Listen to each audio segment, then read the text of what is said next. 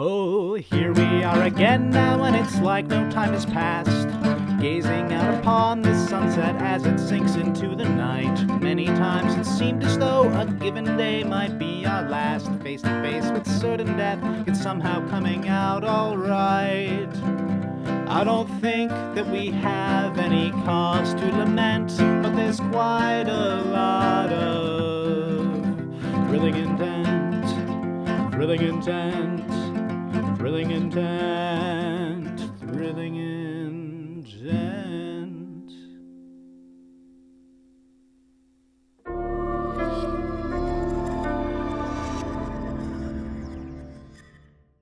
The final word contained here is help. Kind of weird name, huh? There's a line that reads, "Meet me in courtyard," and then there is a time listed in military time, aware that you will know the exact moment that you should meet this person. Why is that number 9 doing a salute? Well, yes. Meet me in courtyard. We don't want to be here. It's not safe. Help. That's not a good note, huh? The we is awfully off-putting. Mercy, she memorizes the time, and you watch as Mercy just puts the note in her hair and it just turns to embers, and she like walks. Whoa, I was gonna examine that paper, but okay. No, I don't want any evidence of that. Well, explains why that individual wanted to leave the base so quickly. Wait, which individual? The one who wanted to be an envoy. Oh, yeah. Remember, he was ecstatic for the opportunity. Well, why don't you just give them all an order to leave? Well, I mean, this is an important and defensible position, right? It's way off in the mountains. Yes, but it's fortified, and it's clearly a place that is intended to be a safe haven. Exactly. I need to understand precisely what is how, or maybe not precisely, because it sounds like they might not even know, but I need more information before I can make a decision, because if there's something here that could follow them, we might lead it back to the rest of the country. I wasn't even thinking of that, and I guess if it's dangerous here, then we might not want to just move the citizenry in general onto this land. Precisely, and now it's making me realize that I am even more frustrated with General Gold and the rest of the ASMR, because I was literally talking with my husband about this morning, or the other morning, and just ASMR being Here, let me top off your concussion whiskey. Thank you. You're welcome.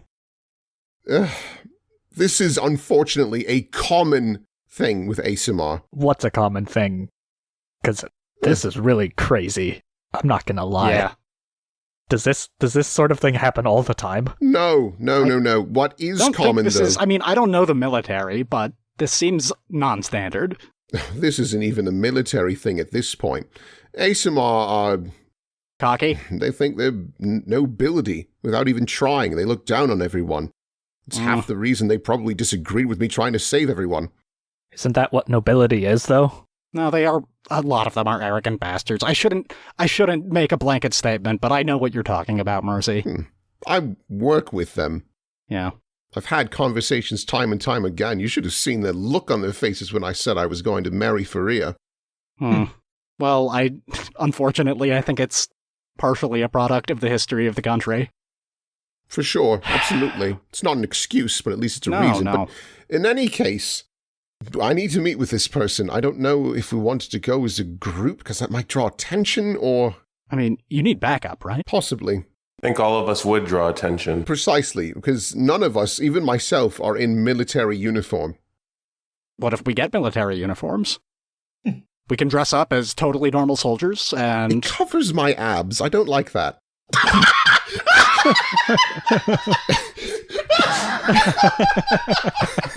Who are you trying to impress? Your husband isn't even here. Hey, it would be a crime to cover those up. Yeah, I actually agree with Mercy here. I am not a war criminal, I assure you. This is a public service. Might we attract less attention if you stayed in your usual getup, but the rest of us dressed as conventional soldiers? It's not a terrible idea, and interestingly enough, I think you could blend in pretty easily. So if you wanted to do some investigation without drawing attention, I'm screwed no matter what, because I need to maintain my presence. Because if I suddenly disappear, that's really going to raise some eyebrows, especially considering all the other higher-ups bailed. So Yeah. I'll have to ask for some uniforms. It makes sense that my Reforged Legion lieutenants would require a new suit of armor. We'll try to make sure it's lighter armor for you, Gregor, just so you're not impaired if we do need to fight. Also very light for me. Thanks, please. Looks at Harlock. Just give me one with one arm. I bet we can. And we will look out. We will, watch your back as best as we can. I don't know how many people we can trust here. I mean, most of the random soldiers around here seem like they don't really know what's going on, but we can't be sure. Yeah, we can get to know them probably. I'm also baffled that they don't know about the blow-up I had with the higher-ups, because that escalated. And I'll be real, that one was probably on me, but I was pretty pissed. So... Well, like you were saying before, if getting you angry was part of their machinations for some reason, and then, well, that would have... They would have known that would stop you and the Reforged Legion from reaching out an olive branch too soon, leaving them free to what, just shove off and disappear? Well, we don't know specifically what they need help with here. Clearly there is something wrong. It wouldn't surprise me terribly if the higher-ups came here, figured the Reforged Legion would get decimated, giving them enough time to build a fortification and surroundings for the public or whatever survives after the Reforged Legion is wiped out. Wouldn't have to deal with me trying to be a goody two-shoe. But then something bad happened here, and they went, nah, we're good, and abandoned all of the soldiers.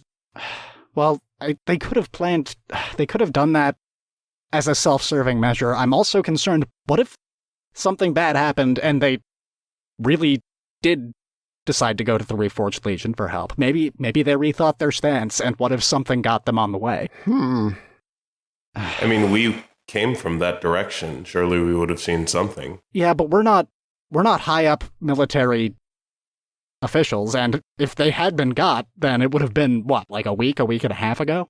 It's shocking that we would have seen something. I mean, a convoy of what, like 15 people, and we didn't see anything on the way up here? And I mean, think of it this way. A convoy of, what, 30 to 50 angels from the tower could clean something like that up nice and quick.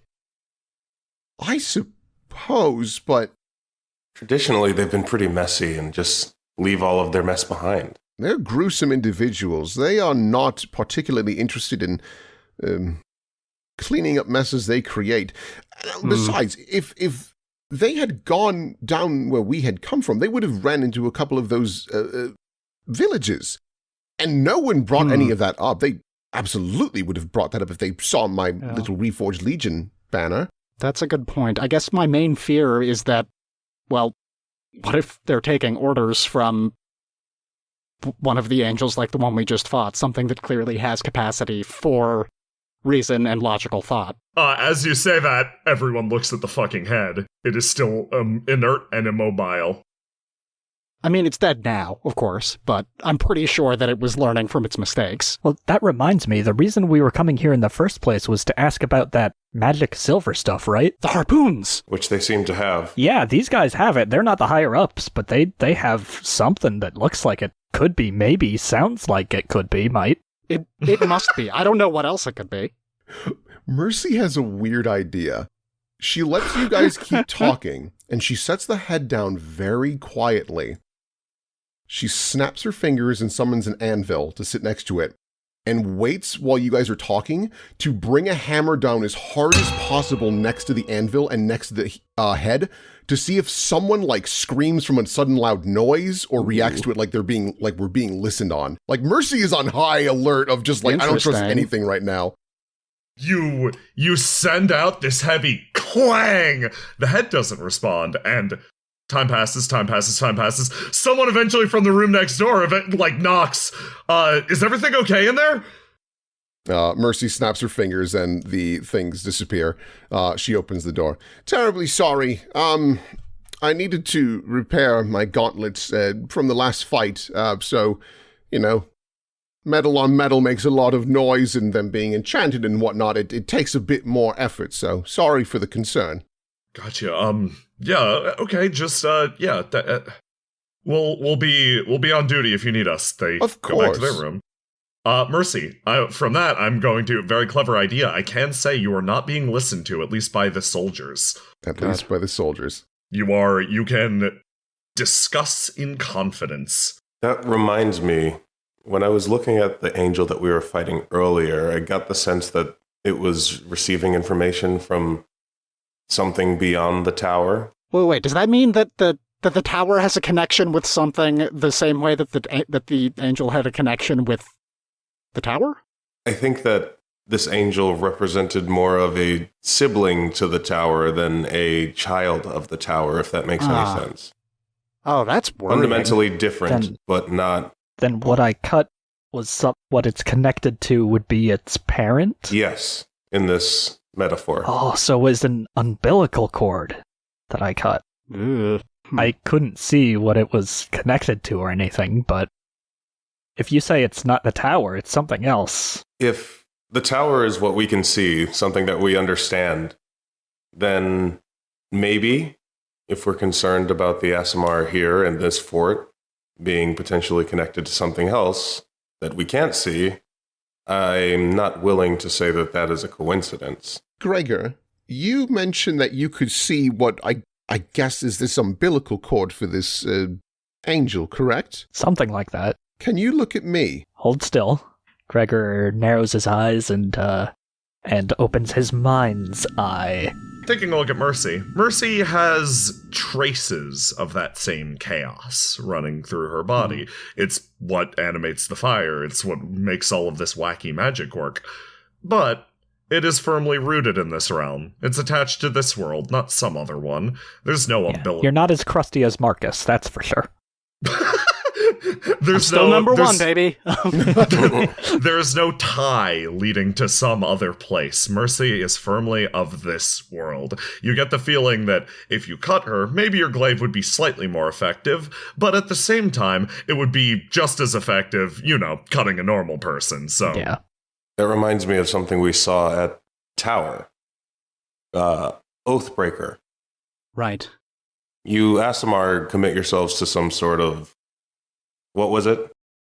The oath is essentially something that we strongly believe in. It gives us purpose, and should we fail that purpose, we die. And those purposes, I assume, are rooted here in this dimension. Mercy thinks. I would assume so, but I guess if you had a firm belief in a higher power, maybe. I'm saying, from what Gregor seems to be describing, you seem to be rooted here. Is there a possibility that if someone were to break their earthly oath, that they could commit to something beyond, maybe in the sky? Oh boy. Why do you say in the sky? I don't know, I got a sense. Huh. The connection to the tower points up, the tower's an antenna. Antennas receive information. And then, relays it to other troops like the angel with the sword? Yes, the tower maybe acts as a connection, an anchor for whatever we can't see, whatever is beyond, whatever this angel was connected to. But then wouldn't the angel have been connected to the tower, connected to the other thing? I don't think the angel was connected to the tower. What if the tower is an angel? I don't think that's far-fetched. Well, they are made of the same substance, is something we were able to establish, right? In the sibling metaphor, it would be two different siblings. Mm-hmm. You say that, and the clock strikes time. Oh, shit, we were onto something, clearly. Come on. Time to die. You come out into the courtyard, and you carefully, stake a spot. Tell me where you're hiding. Hiding? Yeah, are you gonna hide? Or are you gonna, stand out in the open? What are you doing? Marcus is going to hide behind one of these anvils. I guess we're hiding.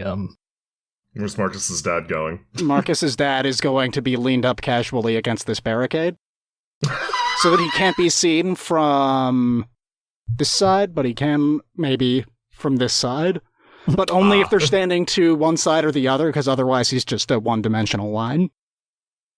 Mercy is actually going to stay out in the middle because she's like, I glow in the dark. There's no chance. And two, she's like, I want this person to come speak to me directly out in the open. So if something does go wrong, you guys all have visuals and can dive in immediately. Marcus is very much at the ready, like, has some spells prepared and just ready to go in case of an emergency. Gregor isn't really sure why we're hiding, but he's gonna do it anyway. Okay. Yeah, why not? You all are on edge, and like that, the cold mountain air really like digs in. You can tell because being far away from Mercy, you're used to that warmth, and the cold really picks up here. And you wait.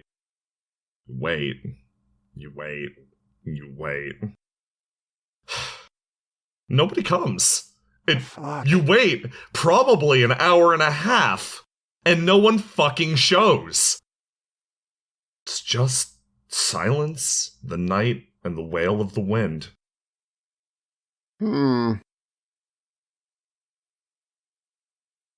All right. Do we hear any evidence of somebody potentially moving, like, up to the threshold of any of these entrances to other areas? Like, Yeah. maybe somebody surveying, like, what they can see through the doorway and then leaving?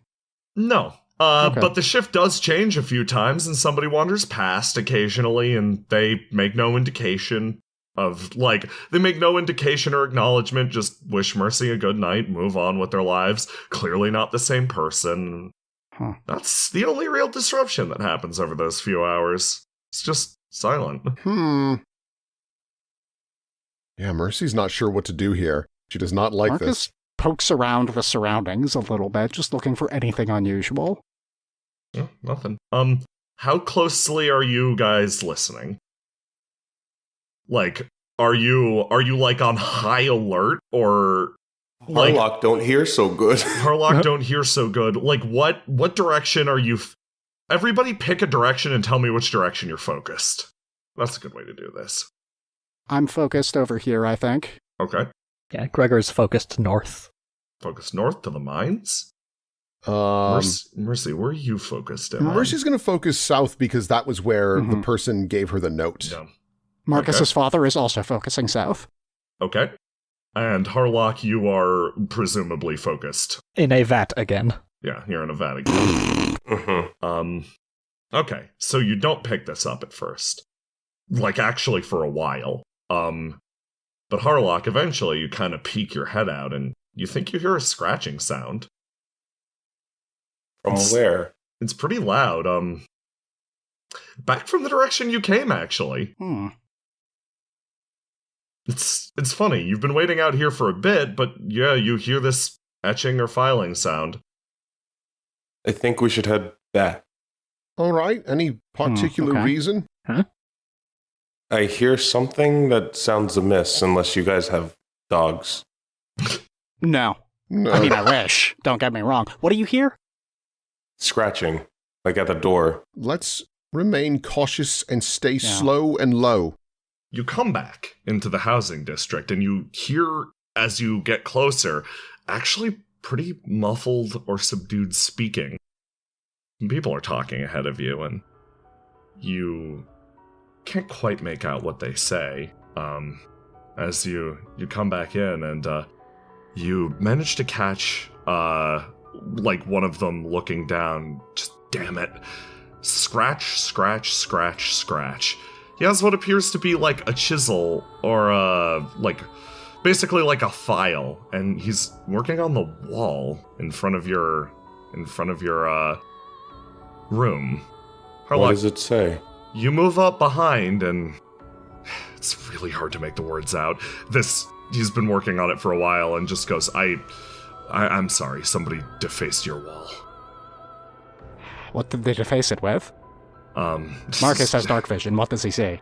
It was just nonsense. Don't worry about it. No. What did it say? I don't care if it's nonsense. It was just random letters. Can you write them down for me? Yeah. He Good. moves How over. much has he chiseled away? Is there anything we can kind of decipher? Nope, gone. Moves back over. This one's also chiseling. If Harlock runs over and pushes him off the wall. Comes back and this one's been going for a while. Yeah, most of the wall is blank. This one moves back away and starts to scrawl the letters down. You notice this one almost taken aback. What? It's just random letters. Something is fucking up. And Marcus, you take a step forward and you notice that the door's open a little bit. And almost with a feeling of dread, you start to look over as the door creaks open. You place a hand on it and you hear it open. And in the spot where that angelic head once sat is carved up on the wall a certain phrase, not random letters at all, written clear as day. Angels are watching.